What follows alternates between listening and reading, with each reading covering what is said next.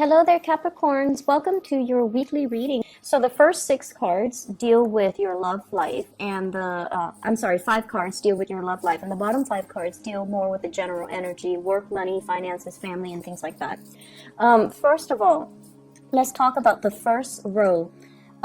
This is your energy here as the Knight of Pentacles. The Knight of Pentacles mean you're very sure-footed, you're very solid, and you know what you're going after.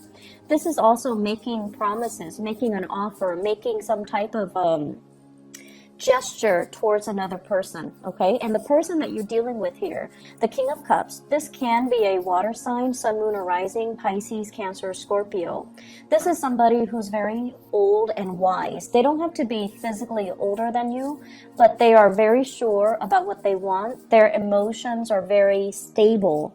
And they're very emotionally mature as well as emotionally expressive. And they're the types, because kings are, it's sort of like the highest octave of that energy. It deals with somebody who is sure what they want and they don't settle for anything less on the emotional front. So if this is a relationship partner to you, then I feel like you're making some type of a gesture to offer something to them. With the Three of Cups coming out early in the spread, it indicates to me some type of a major achievement that has happened for you in terms of your relationship development. So for those of you who are in relationship, this is like coming together, reconciling your differences, as well as making promises as to how to move forward. For those of you who are single, this indicates to me merriment, having a lot of good times, going out, dating, enjoying the nightlife, making connections, romantic gestures, and romantic connections. However, there is a specific person that is front and center on your romantic radar, and it proves to me to be, this energy, the King of Cups, someone who is quite spiritual as well. They might be physically older than you. If you are single, they might be physically older than you. And I see a lot of Capricorns actually even dating people that are older and marrying people that are older, because your energy is very sure-footed. So you're attracting people who are more emotionally mature, financially more stable, and somebody that has, solid qualities about them.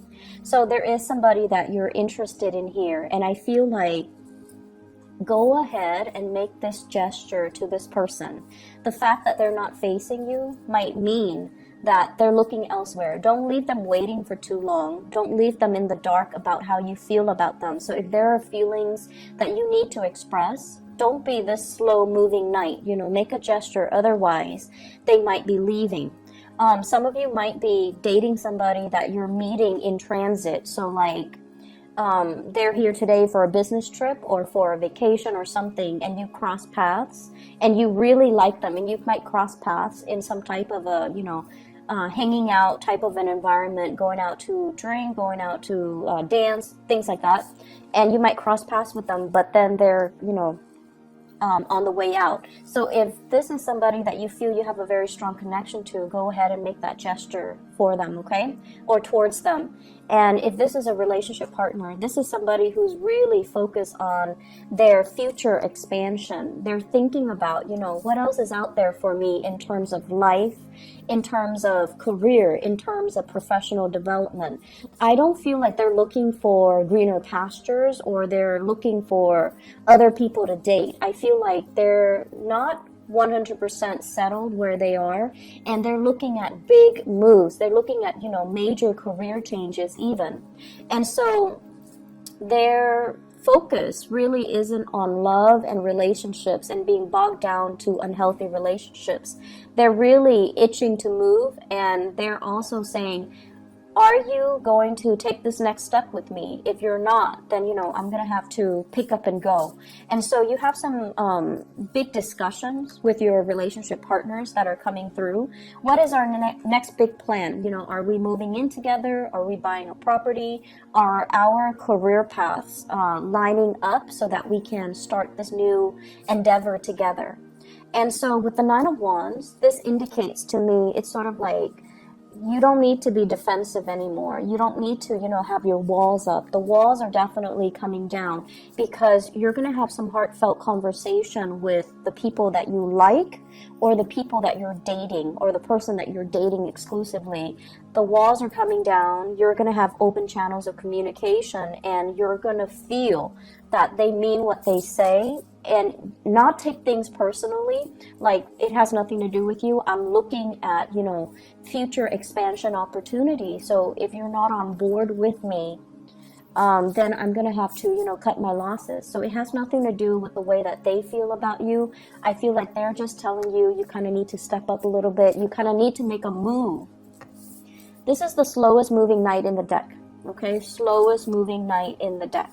This is somebody that ruminates and ponders and does spreadsheets about pros and cons before they make a decision. And as a result of, not making fast, swift movement, they do miss out on big opportunities, and big opportunities kind of like, when they're ready, those opportunities don't hang around or don't stick around. So it's really important for you to make some moves, make some changes, and kind of like recalibrate where your relationship is going and who you're offering this love to, and try to speed up when it comes to the gesture that you're giving to another person. In terms of your work life and everything else, the general energies, this is a heavy work-oriented type of a spread, okay? Let's talk about your work environment. Well, let's talk about you first. You show up here as the magician. This is your overall energy, that energy that you embody. This is somebody who's very capable, who's very intelligent. And I feel for many of you, you have had a myriad of job experiences in the past, okay? So I feel like, you might have done clerical work. You might have done a lot of customer service. You might have done sales. You might have done like a bunch of little things. So when people looked at your resume, for example, you have a wealth of experience to draw from. So you're somebody who's very versatile. And I also feel like, you're great at solving problems. But the magician is somebody who's very intelligent. They know how to solve problems. They know how to think. They're kind of like the thinker of the major arcana cards. And so you're trying to manifest a good job, a good future for yourself. You're trying to build on something so that you can create that, that structure for yourself, and also that future for yourself. This is a card as well of somebody who's going to school, who's learning new things, who's synthesizing different knowledge and different ideas and applying it to the work environment. With the magician energy, I feel like coming into this week, you're realizing your power. You're realizing as well that, wow, I'm actually really smart. So I really need to, take life a little bit more seriously, and I need to create some concrete plans for myself so that my career will be in alignment with my intelligence. A lot of you, honestly, I feel like you sell yourself short, and you end up in jobs that pay you below what you are worth, or you end up in jobs where, so for example, a job asks for, a bachelor's degree, and you have a master's degree, and you're like, okay, why don't I just apply for that? Even though I already have a master's degree, because all the jobs that I apply for with a master's degree, they might not have accepted me in the past.